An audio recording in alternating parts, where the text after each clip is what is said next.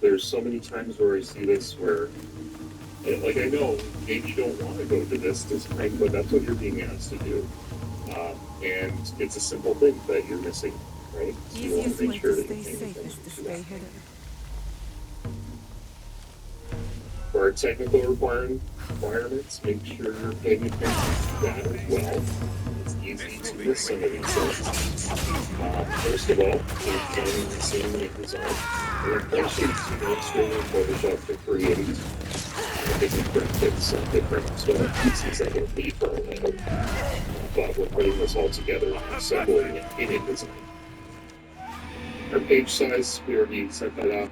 It's 8.375 inches in width by 10.875 inches in height. This is a full bleed document design, so we are going to have elements that go to the edge of the page. We are also going to utilize a margin safety area of 1/2 inch or 0.5 inch. And remember, last week when I set up my document, I did make the margin on the bottom edge a little larger. That's okay. If it's larger than 1/2 inch, so that's okay. But you probably don't want to do it on all pages or all sides because it'll reduce your available space. But this is a minimum, basically. Okay. And then finally, slug as well on this, 1 inch just on the bottom, and that's where we're putting in just a notice of if we're on the French plate or on the French or the English plate.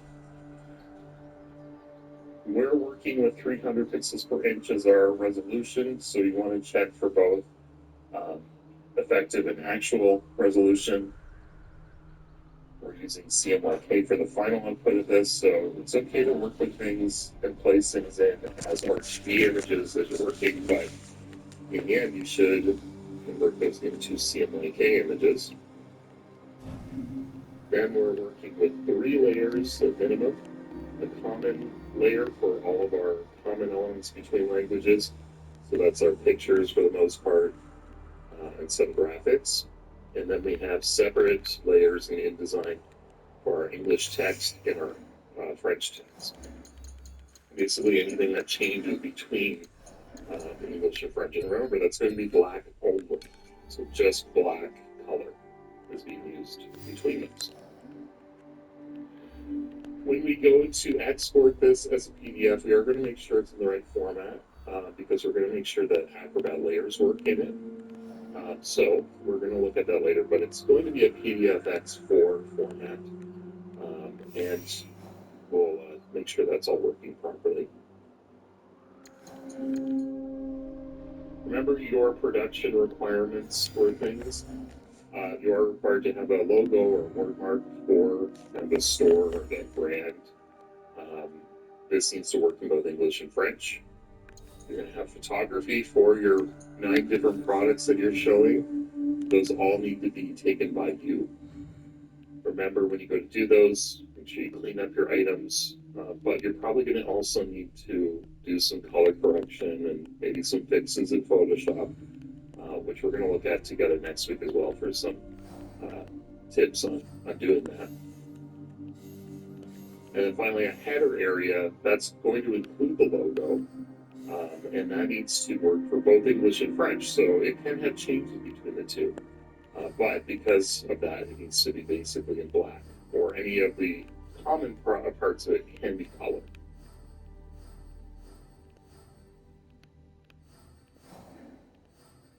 When we're looking at the product images, remember we're going to close crop at least 6 of them. So you're going to take those in Photoshop and you're going to close crop those to remove the background. And you're going to do that in 3 different ways, so 2 for each. We're going to use a clipping path for 2 of them. And remember, as we talked about this last week, make sure that when you're creating these, you're adding certain things to the file names. So CD at the end of the clipping path versions, LM at the end of the layer mask versions, and VM at the end of the vector mask version. So those are the main things you're going to It'll be want to look less trouble for. if I stay outside. And again, we're going to work with this further today. So There'll be some things that we'll pick up on for this project today as well. Okay, but please make sure you go through it again a couple times. Make sure you're reading it, because it's easy to not, and then, you know, not get the result that you might have expected. Okay? I'm going to open up my file.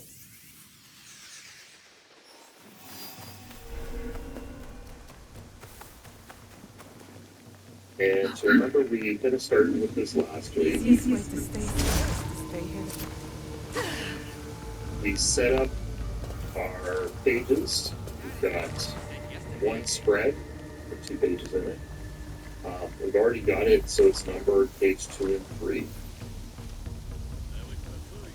And we've started building kind of a base layout for this now. This is just a just kind of a starting point. It's nothing you have to copy or anything like that.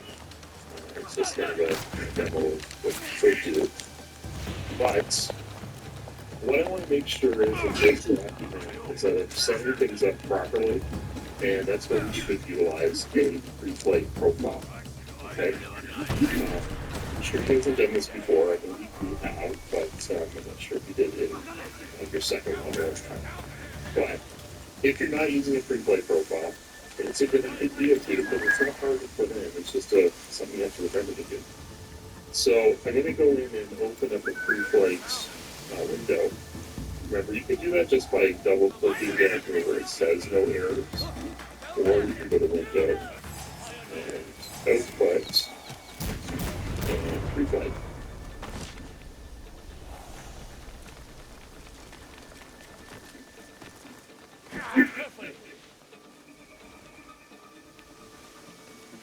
So by default, the profile that's applied to a document is just the basic one, but we can put on a different one to make our own. So I'm going to make one. I'm going to do the little menu icon here and define profiles. I already have one for this project, so I'm going to that's what we're going to do. We'll start with basic.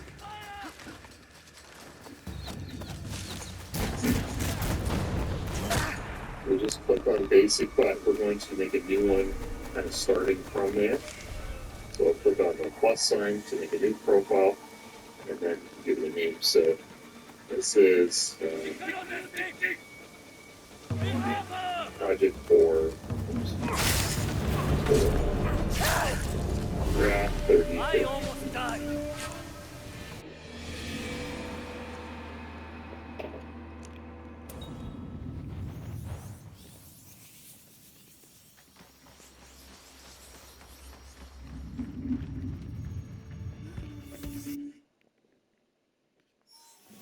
Go into the general tab and add a short description. So